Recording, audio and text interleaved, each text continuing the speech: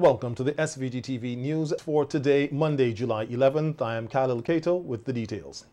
Prime Minister Dr. Ralph Gonsalves reveals that government is considering rehiring teachers who were fired after refusing to comply with the COVID-19 mandate. Last year, government amended the Public Health Act, establishing the mandatory requirement for public servants to be vaccinated against the COVID-19 virus. Local unions have since challenged the mandate in the High Court. Speaking on WeFM's Issues at Hand program, PM Gonsalves says medical officials will be monitoring the number of active cases following Vincimas 2022, which concluded last Tuesday. As of July 10th, there were 77 active cases with 5 persons being hospitalized. PM Gonsalves says the rehiring of dismissed teachers raises a number of questions, such as possible opposition from parents and teachers. What is the situation of those teachers in a new epidemiological situation or an altered epidemiological situation as far as COVID is concerned? Should those teachers who did not take the vaccine and who, under the law, where there was a requirement for them to take it, that when they didn't take it, they had abandoned their jobs under the law, whether they should be offered to return, if they wish to return, and on what conditions they return, in relation to vaccine, in relation to testing, the mask wearing. What would the parents say in relation to liberalization of any conditions? Would the parents feel that an unvaccinated teacher is safe to have in the classroom still in relation to their children? Would the vaccinated teachers like the unvaccinated teacher inside of the staff room? PM Gonsalves also says the process of rehiring is not a straightforward issue, and government will be heeding the advice of the Chief Medical Officer. It's not unreasonable for anyone to give consideration to their emergence or re-emergence, but it is not again a simple, straightforward issue. And of course, fundamental to all this is what would be the advice tendered by the Chief Medical Officer and those who are entrusted in law to provide relevant advice to the state authorities in making determinations. We should begin to see if there's going to be any significant spike. Tomorrow, Tuesday, Wednesday, we will see how the numbers emerge. Meanwhile, President of the St. Vincent and the Grenadines Teachers Union, the SVG-TU, Oswald Robinson, says all unvaccinated teachers who were fired must be reinstated within 2 weeks, or radical action will be taken by the union. His comments were made in response to Prime Minister Gonsalves after revealing that consideration was being given to rehiring unvaccinated teachers. Robinson says the issue was raised with the PM in a discussion after Carnival, adding the position of the union remains the same. I had a conversation with the Prime Minister on Wednesday night, and I articulated the union's position on this matter. As President of the Teachers Union, I drew the reference to Carnival. He raised the issue, the nonsensical issue about parents have to decide. He also said that there are teachers in the classroom who are vaccinated who have to decide. Who is the employer? The parents are the vaccinated teachers. So I dismissed that nonsense that he told me, and I said to him, the position of the teachers union is that the teachers must be reinstated. And you need to do it, and do it quickly. Because the teachers union is concerned about quality education, and we want the nation's children to get the best. So we spoke about that on Wednesday evening around 8 o'clock, around that time. We had a conversation. I decided not to say anything because I know this program was coming on, right? And I know that he was going to try to run ahead on the WFM program and say something. Right. But the point of the matter, we want everybody out there to understand. The St. Vincent and the Grenadines Teachers Union, our position is that the teachers must be reinstated. And we are looking within the next 2 weeks. The SVG-TU president says he hopes the dismissed teachers and those who are currently employed will stand together with the union. Robinson cautions teachers to be careful of signing any documents which will allow them to be rehired, explaining that rehiring will affect their pension and gratuity benefits. Members must be reinstated. We're not talking about hiring. So we're asking you, please don't make anybody call you behind our backs to come and write up or sign up anything to say you're going to start all over again. Right. Keep in touch with the office. Mr. John is always willing and ready to provide the sound advice of the teachers union. And we always work in collaboration with him and the executive so that you'd be guided accordingly. In fact, the man is making boasts. Oh, 40-something of them came and take the vaccine. I say, well, that's the right if they want to do it. So we know that some people are being pressured because the same government had said what? Those who are in the classroom and are performing, we may want to make them permanent. Right. But you have people in the classroom who you hired within that short space of time who have no pedagogical skills in teaching. So which is best? Or which is better? That is the correct comparative. Robinson further noted that the union is concerned about the quality of education students are receiving following the dismissals. Prime Minister Dr. Ralph Gonsalves has condemned the assassination of the Honorable Shinzo Abe, former Prime Minister of Japan. Abe was shot and killed on Friday while giving a speech at a campaign rally in central Japan. He died in hospital shortly after from excessive bleeding. A release from the office of the Prime Minister said the government and people of St. Vincent and the Grenadines are shocked and saddened by the incident. The release also said the government firmly condemns the reprehensible and abhorrent act of violence, and heartfelt condolences are extended to the family of Abe and the government and people of Japan. PM Gonsalves described Abe as a devoted leader who made a profound impact on Japan's socio-economic development and the politics of the region. PM Gonsalves also said Abe's steadfast efforts to deepen relations between St. Vincent and the Grenadines and Japan will be remembered. The government of this country received over 4,000 doses of the COVID-19 vaccine for children ages 5 to 11. The vaccines were handed over from the U.S. government to the Ministry of Health, Wellness and the Environment during a short ceremony at the Argyle International Airport over the weekend. Speaking at the event, the United States Ambassador to Barbados and the OECS, Her Excellency Linda Tagliatella, said the U.S. has long-standing ties with SVG, and their efforts to assist in combating COVID-19 is indicative of this relationship. I think if you look over the last 6 years that I have been here, we've been able to do a number of things in partnership with St. Vincent and the Grenadines that both advance their safety and security and their health, as well as that of the American people.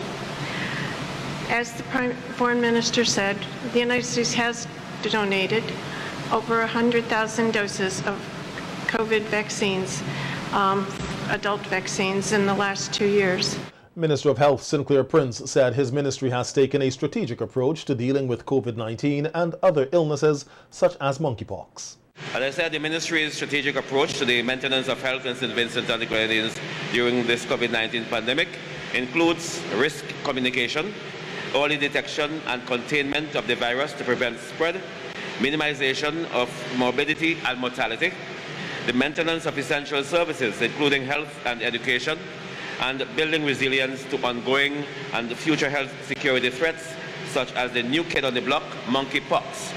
Of course, we are being proactive. We are preparing to meet this new scourge if it raises its head in St. Vincent and the Grenadines. Prostate cancer still remains one of the leading causes of death in men in St. Vincent and the Grenadines.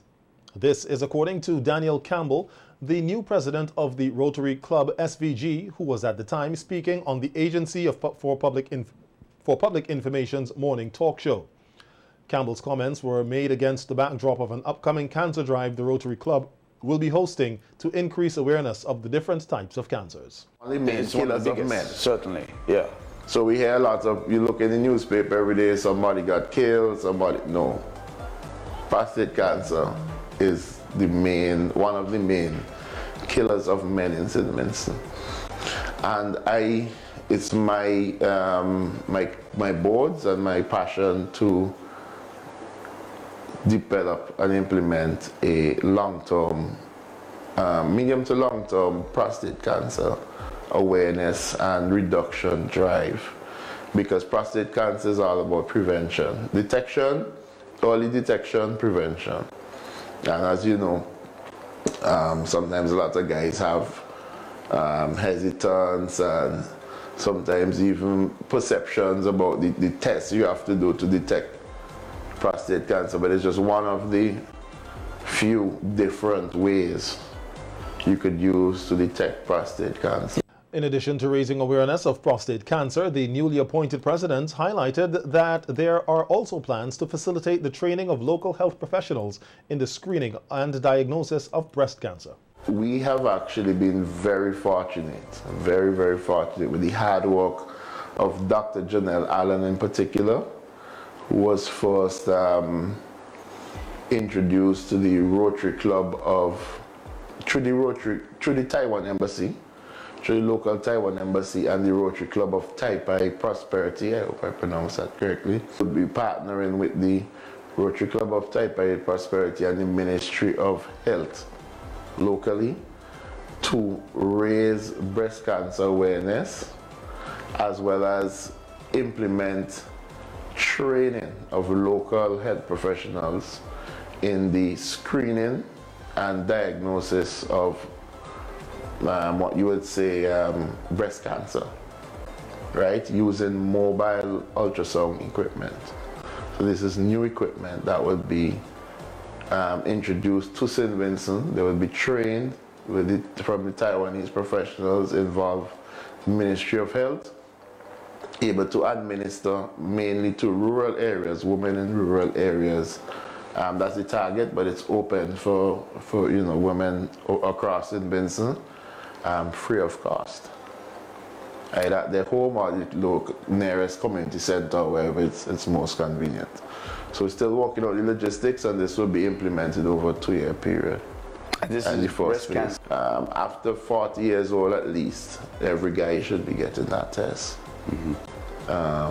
So that's one of the things we, and we're not limited to those 2 types of cancer, but those are 2 of the main, breast cancer and prostate cancer, that we've identified. I've lost many friends to cancer. I think every Vincentian, you know somebody who they've lost to cancer. Although VincyMass 2022 had a number of logistical hiccups, the Marketing and Development Officer of the Carnival Development Corporation, the CDC, Esworth Roberts, is of the opinion that the festival was a good economic boost for the country. Roberts said there was a significant demand for goods and services during this carnival season, and many persons were able to find employment. About money that circulates within the economy, not within the CDC, but the economy, St. Vincent and the Grenadines in general. All the stores that sold items, the restaurants that were patronized, the taxi services, rental vehicles you couldn't even get, and so forth. The service providers for events were quite busy. Their employees, of course, were able to gain employment. Even some part-time workers had to be hired extra because of the amount of bookings that some of these services were actually stretched based on the number of activities and events that were taking place. Caterers were quite busy. And some caterers were quite busy, and so forth. The drinks companies sold a lot of drinks. So when we say millions are turned over in the economy, not in the coffers of the CDC, but in the economy in general. And as we stay with the carnival recap, soca artist Magical has described VincyMass 2022 as a big win for him. Speaking on SVG-TV's Viewpoint program last evening, Magical said that this year's carnival taught him a lot and gave him more experience in his musical career. The 2019 Soca Monarch, who was dethroned by the Fireman at this year's Soca Monarch show, said although he was not successful in defending his crown, he says the positive feedback he received about his music gives him hope to continue in his journey. Let's go sometime, we'll live, I will learn, everything takes time. But the amount of bookings and promoters which is reach out to me is just amazing. The amount of feedback I get from elder folks, right? Even Ezzy, I remember seeing him, I think it's probably 2 times, like different shows, and he telling me, I like how your voice developing, I like how you're using the stage and thing, which is a good feedback coming from someone like he, who is inside the carnival committee. and looking in could give a little feedback, or sometimes these little things is what help we as artists and individuals to grow in the right direction. So yeah, Vincy Mars 2022 was really a win for me overall, because I learned a lot of things, and it's just funny enough, like being in the streets of Kingston, in Victoria Park as well, just like observing the things with people like, what people do like, and all these things. You know, next year, by the grace of God, once we have Carnival, it's going to even be bigger and better. Cause see, we did not have the whole year for plan to say, okay, next year, we're going to do this. We did not have that. But with the time we have before, 3 months, we made the best of it. So. Newly appointed Health Promotions Officer Shanika John credits her success to excellent teamwork. In an interview with the Agency for Public Information, John spoke on the importance of having a strong team. People are going to say whatever they want and how they feel, and a lot of times I think a lot of it is personal, directed at individuals, not at the systems and the mechanisms that would have been put in place from the Ministry of Health standpoint, extended to the Coronavirus Task Force. But let me tell you, if you don't have a team, a lot of things could go wrong. You see, that coronavirus team that is led by the Chief Medical Officer, Dr. Roger Duncan, Mrs. Bascom, Health Security, Tamara Bob, I could go down with the names and people know who they are. But you see, that team of persons, we sat for hours, hours. I mean, we didn't know when it was day or night. We didn't know about having a work ethic 8 to 4. We didn't know what it was like, don't message at 2 o'clock in the morning because that's disrespect. Like, there was just no barriers, no boundaries to us. And that team really poured into each and every one of us. We all had our strengths, we all had our weaknesses, but when I tell you I can sit down with my team and I can ask questions and I can say, but that don't make any sense, and I could say, well, I don't understand this, and I can say, well, how does this relate to my benefit as the Vincentian public? And all of that information I soaked up, and I was able to go in front of the public and say, well, this is the situation. John also says maintaining a high level of professionalism also helped her. She gave special mention to the Chief Medical Officer for assisting her in her duties. The thing is, I think what gave me the edge is that, like I said, I've always been very chatty. And I've learned over the years how to be very calm, how to not argue with people, even you really want to say, you know, I've learned that. I've learned to understand that people are coming from different spaces and different feelings and different moods at the time, and it's really not about you. Public health is not a personal gain. There ain't no personal gain in public health, and I think the more I understood that, the more I was able to deliver in a way. But I really must say that if it was not for the CMO and all the other members of the team for that last 2 years, I could not have done what I did. People would make comments about you're doing a better job than the CMO, and I'm like, it's because of the CMO while I'm able to do this job. And so you have to understand people are different, but I am telling you, my foundation, even now going forward, I've said to the team that the work has just started, so don't think y'all could drop me. I'm going to definitely be relying on you for that same support, for that same information, because it's important, and then in turn be able to transfer that to my team, because I now have a 9-member team to be able to pour into, who's going to look to me the same way I looked to my team. Grace Sampson, sister of the shooting victim Roland Red Rat Batiste, who was shot about his body at his home by an unknown assailant 2 weeks ago, says that her brother was a calm person who was not known to getting into trouble. Sampson tells SVG-TV News the family is devastated about Batiste's death. We're devastated and so on, but we cannot do much about it because we don't know. He was a calm person. Normally, maybe sometimes he drink and then sometimes he sit down. You couldn't even tell if he vexed or pleased because his face always serious, but like, okay, he mean nothing, but he was a calm person. He never get in no altercation with no one, so I don't know what led to the shooting. and so on. Recounting the details of the day of the shooting, Sampson says Batiste, who is her youngest brother, was transported to the Chateaubriand Smart Hospital, but shortly after was rushed to the Milton Cato Memorial Hospital where he underwent surgery. Go all in his abdomen and then one of his hands, so I don't know how far it go. After he gets shot, they take him to the Chateaubriand Smart Hospital, and then from there they carry him up to Kingston Memorial, Milton Cato Memorial Hospital. This is where he died, because when we from Chateaubriand, we could not come up until the next morning. So when we came up, they had him in surgery, but he never came out alive. My niece went very close to him. She called me back and told me he just died. The death of Batiste brings SVG's homicide count for the year to 23.